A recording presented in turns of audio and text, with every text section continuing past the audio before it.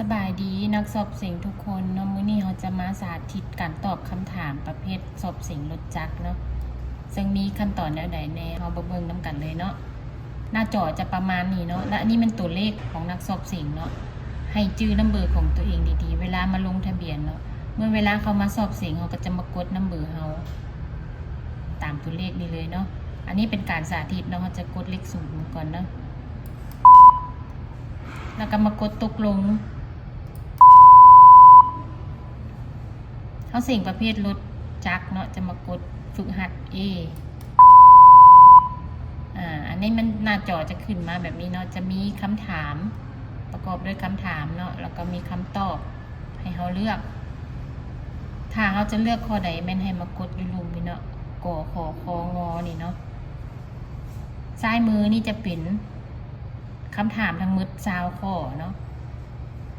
ข้อใดที่ขึ้นสีเหลืองเป็นว่าข้อที่เรากำลังจะตอบเนาะแล้วขวามือลงสุดนี่จะเป็นเวลาคงเหลือในการสอบสิ่ง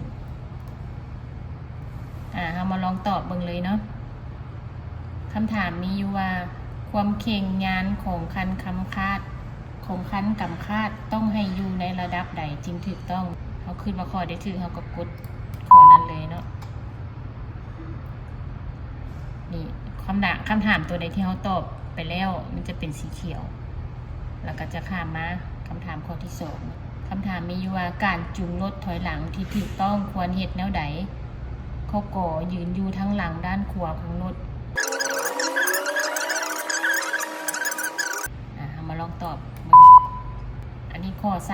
3ความเข่งงานของคันห้ามล้อต้องให้อยู่ในระดับใดจึงถูกต้องจุดอ่อนของรถจักรมีอย่างใดข้อก่อการทรงตัวบ่ได้ดีแล้วล้มง่ายข้อขอแลนซ่าข้อคอขับขี่ขึ้นหรือลงค่อยสั้นบ่สะดวกข้องอการบระบัดรักษายากเนาะตอบข้อขอถ้าคันห้ามล้อยานโพดจะมีผลเสียแนวใดตอบข้อก่อเนาะกรณีว่าสมมุติว่าข้อนี้เขาตอบบ่ได้เนาะเขาสามารถข้ามไปตอบข้ออื่นได้เนาะตอนนี้มันอยู่ข้อ6เนาะเราสามารถข้ามสมมุติว่าข้ามมาตอบข้อ7มึงเนาะก็จะข้ามมาเป็นข้อ7ประมาณนี้แต่ถ้าเราตอบได้เราก็ตอบไปเลยเนาะถ้าว่าเราตอบเวลาเรากดคำตอบขึ้นมาแล้วฮูบบ่ขึ้นมาเนาะเราสามารถยกมือให้กรรมการมาเบิ่งให้ได้เนาะถ้าว่าฮูบขึ้นมาปกติเราก็ตอบไปได้เลยเนาะทีนี้เรามาฮอดข้อ3แล้วข้อสุดท้ายเวลาเขาตอบข้อสุดท้ายแล้วจะขึ้นคำว่าส่งขึ้นมาเนาะแปลว่าเขาตอบเบิดทุกข้อแล้วสามารถกดส่งได้ถ้าเรายังบ่มั่นใจเนาะมาเบิ่งเวลาที่เหลือนี่เราสามารถมาตอบคืนก็ได้เนาะข้อใดที่ยังบ่มั่นใจสามารถมาตอบคืนได้ถ้าแบบเวลายังเหลือเนาะถ้าว่าเขามั่นใจแล้วเขาก็กดส่งได้เลยOh my god ขึ้นมาจังซี่แปลว่าตกคำตอบที่ตอบผิดทั้งหมดมี13ข้อเนาะในทั้งหมดมี20ข้อก็คือตอบผิด13ข้อใน20ข้อถือว่าตกถ้าว่านักสอบเสียงสามารถตอบได้ทั้งหมด17ข้อ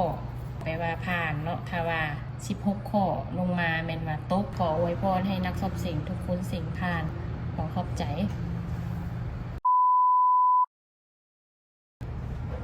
วันนี้เขาตอบมาฮอดข้อที่20แล้วเนาะที่นี่เขาก็มาเบิ่งเวลา